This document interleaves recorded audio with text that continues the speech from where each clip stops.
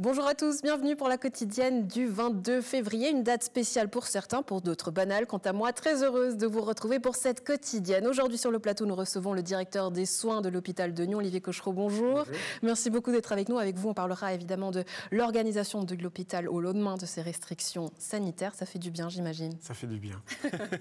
Ensuite, en culture, on reçoit la nouvelle directrice du phare, Anne-Christine Lisquier, qui a pris ses fonctions au début du mois. On fera connaissance. De ton côté, Alexandre, où est-ce que tu nous emmène aujourd'hui? Salut Andrea, je t'amène au château de Prangin, au Musée national suisse. Tu le vois derrière moi, le titre de la nouvelle exposition qui a pris place ce week-end et puis qui est à voir jusqu'en octobre au château de Prangin s'appelle Ovide dans le Jura. Alors il s'agit d'une grande fresque de papier peint un peu spéciale qui a été acquise au XVIIIe siècle par quelqu'un dans le Jura bernois, dans une vieille ferme. Voilà, je cherchais mes mots. Et puis, on va savoir, qu'est-ce qu'elle a de spécial, cette fresque? Pourquoi cette exposition ici? On va visiter tout ça avec la directrice du musée, Hélène Guéry-Thompson. Donc, à tout de suite. Alexandre, tout un métier que d'être historien. Hein, ça, on ne change pas chacun son métier, c'est ça. Tout à l'heure, Alexandre. On retourne à l'hôpital de Nyon avec vous, Olivier. Vous m'aviez manqué. Est-ce qu'on peut commencer comme ça? De même, je suis ravi de vous retrouver. Alors, on va s'intéresser d'abord aux chiffres. C'est vrai que pour savoir comment se porte l'hôpital de Nyon, on voit que les chiffres sont en baisse, donc tout va bien. Exactement, tout va bien, c'est très stable. Et puis depuis quelques semaines, effectivement, il y a une baisse. Aujourd'hui encore, il y a des patients qui vont sortir. C'est vrai qu'il y a très peu de nouveaux cas. On a des patients qui sont encore là, mais depuis quelques temps, mais très peu de nouveaux cas. Donc on est assez ravis et ça devient maintenant un peu une prise en charge quotidienne, comme pour toute autre pathologie. Donc c'est rentré dans notre quotidien. Ouais, donc vous dites que le Covid est devenu une maladie au quotidien. C'est ça, c'est devenu ce qu'on appelle les maladies endémiques, comme la grippe, alors évidemment qui est saisonnière, et puis la gastroentérite et autres. Où aujourd'hui, grâce à l'Omicron, qui finalement a quand même contaminé, je dirais, 30 à 40% de la population, c'est pendant cette dernière vague, ça nous a permis d'avoir une immunité naturelle et aujourd'hui de pouvoir enlever le masque. Oui, c'est vrai que la population, on a pu ressentir dans les reportages qu'on a fait, notamment que certains sont encore réticents à l'enlever, certains trouvent que c'est un peu trop tôt. Est-ce que c'est le même sentiment dans les milieux hospitaliers? C'est exactement le même sentiment. On a vraiment... alors c'est légitime, mais on a des gens effectivement qui ont peur, qui sont un peu angoissés et qui ont l'impression de ne plus avoir de protection. Et puis d'autres qui sont ravis et qui ont jeté les masques presque. Alors évidemment, à l'hôpital, c'est pas possible parce qu'on les a toujours, mais en tout cas, qui revivent à l'extérieur. Je crois qu'il y a 80% quand même de la population qui est immunisée, donc ça veut dire vaccinée ou guérie. Ça veut dire qu'aujourd'hui, encore une fois, c'est comme pour d'autres virus. Mais est-ce qu'on peut parler d'une fin de pandémie? Alors, on pourrait parler effectivement d'une fin de pandémie, bien sûr, ce qui nous amène vers de l'espoir et puis en tout cas maintenant quelque chose de positif. Mais ce qui est sûr, c'est que les masques, on peut les enlever. Alors, il faut évidemment rester un minimum prudent. Et je crois qu'on a appris depuis 2 ans maintenant, avec tous ces symptômes qu'on connaît très bien, de se dire attention, si j'ai les symptômes, je dois aller me faire dépister et me mettre en isolement, comme d'ailleurs pour encore une fois d'autres pathologies. Mais ça, c'est important de garder surtout ce fonctionnement-là, et puis surtout le lavage des mains, qui est aussi indispensable. On l'oublie souvent, mais c'est ça surtout l'essentiel, c'est de se laver les mains correctement. Ouais, on voit que ça a quand même changé le quotidien. C'est vrai que certaines enseignantes m'ont dit que par exemple, il y avait des choses à garder, que le fait que les élèves aujourd'hui se lavent les mains avant de rentrer en classe, c'était peut-être un geste dont on n'avait pas l'habitude. Est-ce que ça a aussi changé peut-être les mœurs à l'hôpital? Alors, les mœurs, pas vraiment, parce que le lavage des mains, c'est déjà de toute façon au quotidien et dans toutes les pratiques. Et puis le port du masque, on l'avait déjà, alors un petit peu moins évidemment, mais on l'avait quand même déjà. Donc pour ça a changé moins de choses maintenant dans l'organisation et puis dans finalement la remise en question de on est capable de, et puis finalement on arrive complètement à faire face à des pandémies comme celle-là. Et on a vu qu'on a réussi des choses assez extraordinaires avec toutes les compétences que l'on a. Et puis finalement, je crois que le milieu hospitalier, mais même les EMS et les CMS, qui sont en Suisse d'une grande richesse. Et puis ça, c'est ce qu'on doit apprendre pour la suite, qu'on doit garder cette qualité qu'on a en Suisse et se battre pour ça. Ouais, alors aujourd'hui, le fait qu'il y ait ces levées sanitaires, qu'est-ce que ça change pour l'organisation à l'hôpital de Nyon ? Alors l'organisation pour nous, c'est typiquement pour les visites, par exemple les horaires. Donc c'est vrai qu'on a pu élargir les horaires un petit peu. 14h, 20h maintenant, on reçoit les visites.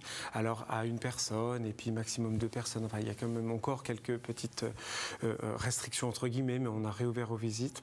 Port du masque évidemment obligatoire pour tout le monde, hein, ça c'est sûr. Et puis le pass sanitaire qui n'est plus obligatoire.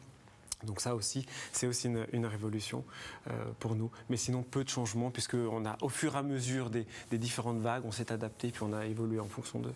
Ouais. Est-ce qu'on pourrait imaginer que tout à coup, ça reparte? Est-ce que ça, c'est des scénarios qu'aujourd'hui, vous devez établir peut-être à court, moyen et long terme?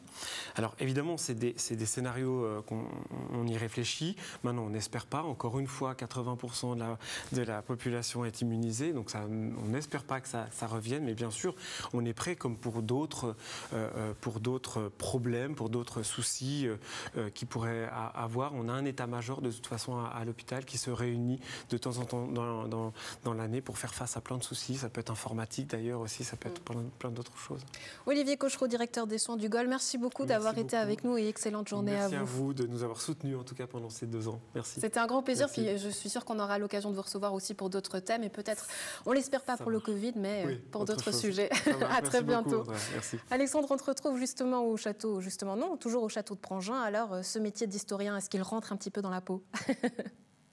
Eh ben, effectivement, je pense que celle qui va me donner des cours, c'est la directrice du Musée national suisse ici au château de Prangin, Hélène Guéry-Thompson. Bonjour, merci de nous accueillir ici déjà. Bonjour et bienvenue. Alors, merci, vous allez nous faire visiter cette nouvelle exposition Ovide dans le Jura. Alors, je l'ai dit en introduction, j'ai buté sur le mot fermier parce que c'est vrai qu'il y a une histoire étonnante derrière un papier peint, finalement, que vous accueillez ici, qui se trouvait au XVIIIe siècle dans une ferme du Jura bernois. C'est quoi ce papier peint et pourquoi l'accueillir ici au château de Prangin? Alors en fait, on emmène effectivement les visiteurs dans cette exposition, dans les pâturages du Jura. On est entre Saint-Imier et la Chaux-de-Fonds. Et l'histoire que nous racontons, elle se déroule dans cette ferme ici, qui existe toujours. Au premier étage se trouvait un véritable trésor. Et si nous avons décidé de raconter l'histoire ici à Prangin, c'est que ce trésor nous a été confié, nous a été donné en 2011. Nous avons passé près de 10 ans là à travailler dessus, pas tout le temps évidemment, notamment à le restaurer et à faire beaucoup de recherches pour mieux comprendre ce papier peint. Alors il s'agit effectivement d'un papier peint, de tout un salon, une pièce entière recouverte de papier peint, un papier peint nec plus ultra, le meilleur qu'on pouvait trouver à la fin du XVIIIe siècle à Paris. Et on se dit, mais comment est-ce possible qu'un papier, un décor d'une telle qualité se soit retrouvé là derrière? Alors je le dis quand même, pour toi Andrea, et puis pour les téléspectateurs, petit suspense, on ne va pas découvrir ce papier peint tout de suite, ce sera après, mais là, on va en expliquer justement l'origine et l'histoire. Alors déjà, moi j'ai envie de vous demander, qui a découvert ce fameux papier peint dans cette ferme? Alors en fait, la ferme est restée en propriété de la même famille depuis le XVIIIe siècle jusque dans les années 1950. Ouais. Et là, à un moment donné, il y a le projet de vendre la ferme, donc changement de propriétaire. Et heureusement, on alerte à ce moment-là la Société d'histoire et d'archéologie du canton de Neuchâtel en disant il y a un décor là incroyable, si un nouveau propriétaire emménage, il risque de tout bazarder. D'accord. Alerte chef-d'œuvre, en fait, c'est ça. Alerte chef-d'œuvre, c'est exactement ça. La famille, c'est celle-ci qu'on voit ici, c'est ça? Alors voilà, au cours de nos recherches, nous avons réussi à retrouver les descendants de celui qui avait fait poser le papier peint. Et vous avez ici ce monsieur, Charles-François Robert, et son épouse Éléonore. C'est lui qui, dans les années 1790, probablement à l'occasion de son mariage, décide de faire poser ce papier peint chez lui. Alors, on peut se demander, mais comment est-ce qu'un marchand de vin, c'est ce que nous disent les archives sur lui, comment est-ce qu'un marchand de vin des montagnes neuchâteloises peut s'offrir un tel décor? Oui. Et effectivement, un tel décor coûtait cher. Et nous en avons la preuve parce que nous avons retrouvé un autre élément du même décor. Et au dos, il y a cette inscription avec le prix 15 livres. Donc, par extrapolation, je peux affirmer que le décor dans cette ferme coûtait probablement dans les 2000 livres. 2000 livres pour l'époque, c'est énorme. C'est 5 ans de salaire d'un ouvrier moyen. Et aujourd'hui, on imagine que ça a pris de la valeur, finalement. Ça vaut quelque chose, ce papier peint, aujourd'hui, au-delà de la représentation artistique. Alors, disons que d'un point de vue monétaire, les papiers peints ne valent pas autant qu'un Picasso. Hein. Ouais. Mais d'un point de vue histoire de l'art, c'est un décor sans prix, inestimable. Alors, Hélène Berry-Thompson, vous avez décidé de commencer cette exposition sous forme, en fait, de BD, un petit peu pour retracer l'histoire, c'est ça, de ce fameux marchand de vin dans le Jura bernois. Exactement. L'histoire nous paraissait tellement incroyable et rocambolesque, faite de péripéties, que plutôt que d'écrire des longs textes, on s'est associé avec une illustratrice, Fanny Vaucher, et nous lui avons raconté l'histoire, nous lui avons constitué tout un dossier historique, et c'est elle qui a mis en image, en fait, l'histoire. C'est une fiction, hein, mais basée sur toutes nos recherches pour bien donner à comprendre l'histoire. Alors, vous voyez ici ce littoral neuchâtelois avec ses vignes. Vous reconnaissez peut-être ici même la ville de Neuchâtel. Et effectivement, Charles-François Robert, eh bien, lui, il vient des montagnes neuchâteloises. Il est marchand de vin et il est très embêté, comme tous les autres montagnards, parce qu'en fait, les Neuchâtelois d'en bas aimeraient que tout le monde, et en particulier les montagnards, achètent leur vin. Or, les montagnards, eux, ils préfèrent le vin français, en particulier le vin de Franche-Comté. D'une part, il est meilleur marché, apparemment, il est meilleur à leur goût, et ils n'ont pas du tout envie qu'on entrave leur liberté à la fois de consommation et leur liberté de commerce. Donc, il y a beaucoup, beaucoup de tiraillements. Et par ailleurs, vous regardez sur cette carte-là, on voit le hameau de la Ciboure où était située la ferme. Et la ferme est vraiment littéralement au bord de cette route. Et en fait, on se rend bien compte qu'on est sur une route qui va de la France à la principauté de Neuchâtel. Et en fait, c'est une voie de contrebande. D'accord. Et ça, c'est vraiment l'histoire de cet homme-là qui explique pourquoi ce papier peint si précieux s'est retrouvé chez lui. Et puis derrière, alors, donc, c'est vrai que l'exposition continue. Qu'est-ce que vous racontez sur ce papier peint? Alors déjà, on essaye d'expliquer aux visiteurs qu'est-ce que c'est qu'un papier peint, oui. Pour qu'ils en apprécient aussi la matérialité, les techniques de fabrication. On en présente un très beau ici. On voit bien qu'un papier peint, en fait, c'était constitué au XVIIIe siècle de plusieurs feuilles de papier collées les unes aux autres. On voit bien ici ces marques. On appelle ça les marques de raboutage, c'est de collage. Et comme ça, on avait des rouleaux de papier. À l'époque, on ne savait pas encore créer des rouleaux de papier continus. Et là-dessus, on va imprimer des motifs. Il faut bien imaginer que pour chaque couleur, il y a une planche de bois gravée différente et qu'il y a donc de nombreuses étapes d'impression. Eh ben, je vous remercie beaucoup pour ce petit historique. Voilà, Andrea, tu sais tout maintenant sur l'histoire de ce papier peint. Allez, petit suspense avant que tu le découvres juste après. Ouais, tu me feras un petit QCM à la fin pour vérifier que j'ai bien appris la leçon. À tout à l'heure, Alexandre. À présent, rencontre avec la nouvelle directrice du Phare, Anne-Christine Lisquet. Bonjour, merci beaucoup d'être avec nous. Vous avez pris vos fonctions au début du mois. Comment ça s'est passé, cette entrée en fonction ? Ça s'est, je crois, très bien passé. Enfin, voilà, on est dans un mois de transition avec Véronique Ferrer-Delacoste, qui était encore là au mois de février. Puis c'était vraiment une rencontre très, très agréable. Puis voilà, elle a pu transmettre beaucoup de choses de ce qu'elle sait du Phare. Ouais, qu'est-ce qui lui tient à cœur justement aujourd'hui de perpétuer, de continuer aujourd'hui à travers votre entrée ? Voilà, c'est vraiment une continuité de ce qui a été mis en place par Véronique Ferrer-Delacoste et l'équipe en place. L'idée, c'est de toujours garder un festival, un temps fort au mois d'août, un peu un moment de retrouvailles autour des arts vivants et d'échanges fin août, et puis de perpétuer, puis de continuer à penser comment pourraient fonctionner les marchandises, comment pourraient se déployer des résidences à Nyon à l'année, dans la région de Nyon, avec le territoire nyonnais. Ouais, il a beaucoup été question de changer un petit peu aujourd'hui l'appellation du Phare. C'est vrai que Festival des Arts Vivants, qui s'était mué ensuite en Fabrique des Arts Vivants. Est-ce qu'aujourd'hui, vous voulez continuer aussi ce changement ou on retourne à un festival ? Voilà, moi je trouve que le nom Fabrique d'art vivant, il est très pertinent, puis il raconte à ce qu'est maintenant grâce à cet espace des marchandises et au travail qui sera toujours important, qui est l'accompagnement d'artistes d'ici, d'ailleurs, à l'année, dans les moments de recherche artistique, de répétition, de rencontres. Donc voilà, c'est la Fabrique d'art vivant, et au moment d'août, il y aura le festival, enfin le moment le plus public et de rencontres, et des rencontres un peu accentuées avec les arts vivants. Ouais, alors les arts vivants, on sait que c'est votre spécialité, c'est aussi votre passion, mais pourquoi et comment le décrire à votre façon? Les arts vivants, voilà, c'est les arts qui, d'une certaine manière, ont quelque chose de vivant. Enfin voilà, la parole, la performance, la danse, les dialogues, les workshops pensés par des artistes, par exemple. Puis voilà, enfin, c'est vraiment une rencontre des formes artistiques qui ont quelque chose de vivant, qui sont souvent quand même liées à un endroit précis et du coup aussi à un timing précis. Enfin, un début et une fin, puis un déploiement sur un certain moment. Ça peut être plus court ou plus long. Mais voilà, c'est un peu ça que je pourrais dire pour moi, pour les arts vivants. Alors aujourd'hui, c'est évidemment votre dossier qui a été retenu. Vous avez forcément dû vous présenter en quelques mots. Anne-Christine, qui êtes-vous?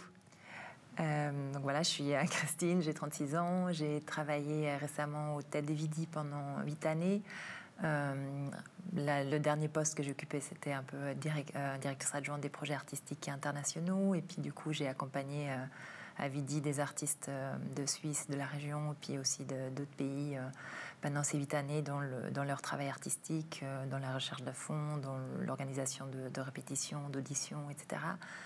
Et il y aura forcément une carte à jouer entre notre région et l'international. Aujourd'hui, peut-être des contacts que vous avez. Est-ce qu'il y aura aussi une volonté de tisser encore plus des ponts entre l'ailleurs et chez nous? Ce qui se faisait déjà au phare, d'ailleurs. Ce qui se faisait déjà, oui, exactement. Donc voilà, oui, c'est quelque chose qui m'est cher. Enfin voilà, moi, j'ai grandi en Allemagne, en République tchèque, en France, et puis je vis en Suisse depuis 8 ans. Donc voilà, ça m'est cher, les rencontres à l'international. Puis je trouve aussi que c'est important de se nourrir d'artistes qui viennent d'ailleurs. Pas forcément, enfin, ça peut être de loin, mais ça peut aussi être de plus proche. Il y a aussi, voilà, donc on verra dans quelle forme ça sera exactement, mais est-ce qu'il y a un réseau plus officiel ou est-ce que ça sera de manière plus informelle? Enfin, il y aura toujours des artistes d'autres pays au phare, et mon souhait, ça serait qu'il y ait aussi des artistes de d'autres pays qui puissent être en résidence au phare si on arrive à trouver les moyens financiers pour le permettre. Ouais. Enfin, si vous deviez définir aussi votre patte, ça serait laquelle, la patte Liskée? La patte Liskée, enfin voilà, ce que je trouve moins important, enfin voilà, c'est ce côté international certainement, c'est l'importance du territoire et la rencontre avec les personnes d'ici, de permettre d'être un endroit d'échange autour d'art vivant et de permettre de toujours montrer le public que les arts vivants permettent de comprendre un peu la société contemporaine ou de se positionner par rapport à des sujets historiques et d'actualité. Un peu des mots-clés qui sont importants pour moi en ce moment, c'est la durabilité écologique et sociale, et puis le sensible par rapport à ces questions qui me paraissent primordiaux. Ouais, c'est des mots qui peuvent être aussi, à l'inverse, assez répulsifs chez certaines personnes qui en ont marre d'entendre durabilité. Là, c'est aussi un challenge pour vous, j'imagine. Oui, c'est aussi un challenge, oui, de montrer que c'est chouette, enfin que voilà, que le care ou le prendre soin des uns et des autres et prendre soin de la terre qui est autour de nous, ça nous, a priori, c'est plutôt joyeux, et puis ça nous permettra, on l'espère, un futur plus joyeux. Ouais, j'imagine qu'on découvrira la programmation début de l'été, en juin. Voilà, l'idée, c'est de faire une conférence de presse, comme ça a été le cas avant, mi-juin, autour du 15 ou 20 juin. Ouais. On vous tiendra au courant avec plaisir. J'imagine que le fait d'avoir pris vos fonctions aussi à une période où tout est allégé, où les festivals peuvent revenir en force, que là aussi, ça met du baume au cœur. Ça fait beaucoup de plaisir, et oui, effectivement, ça met du baume au cœur de pouvoir... là, du coup, penser plus légèrement à un festival pour le mois d'août, imaginer que les gens puissent vraiment se voir dans des plus grands groupes, passer des moments peut-être plus festifs ensemble. Voilà, ça fait beaucoup de plaisir. Anne-Christine Liskée, merci beaucoup d'avoir été avec nous. Très belle journée à vous. Merci beaucoup à vous pour l'invitation. Alexandre, on se retrouve toujours au château de Prangin. Alors, ce papier peint, qu'est-ce que ça donne ? Eh bien, le voici, ce papier peint. Alors, toujours en compagnie de la directrice du Musée national suisse, ici au château de Prangin, Hélène Berry-Thompson. Alors, la voici, cette fameuse fresque de papier peint. Alors déjà, elle fait combien de mètres de longueur?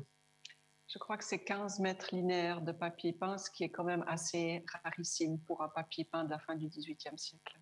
Et alors, qu'est-ce qu'elle a de si particulier? Parce que c'est vrai que on se rend peut-être pas compte à l'écran, mais là, quand on rentre dans cette pièce, il y a quelque chose effectivement d'assez imposant à voir.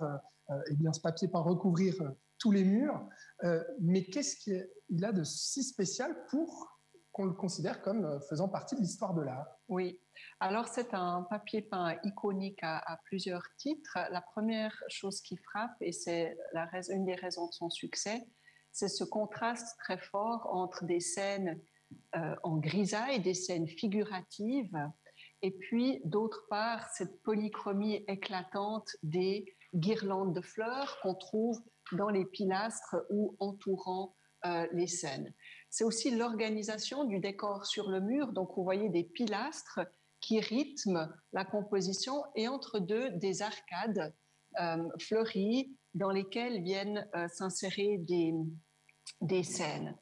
Alors, ce qui est très important, c'est le décor s'appelle le décor des métamorphoses de vide parce que ce sont toutes des scènes tirées de ce récit épique vraiment très important. Vous voyez ici Daphné en train d'être changée en laurier.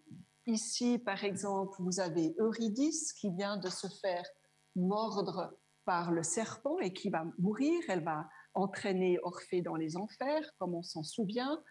Vous avez ici, par exemple, le sacrifice d'Iphigénie, ou bien, là encore, la muse de la musique au premier plan, avec Orphée qui joue pour les animaux derrière. Donc, des récits, des fables qui ont vraiment marqué l'histoire occidentale. Ces panneaux sont basés sur des gravures qui étaient parues dans une traduction française des Métamorphoses, et ces gravures avaient été réalisées par les plus grands artistes de la fin du XVIIIe siècle, dont François Boucher, par exemple, ou d'autres. Donc la particularité de ce papier peint, c'est qu'il reprend finalement des peintures et des gravures qui étaient déjà, elles, fameuses. Voilà. Et puis l'autre particularité très importante, c'est que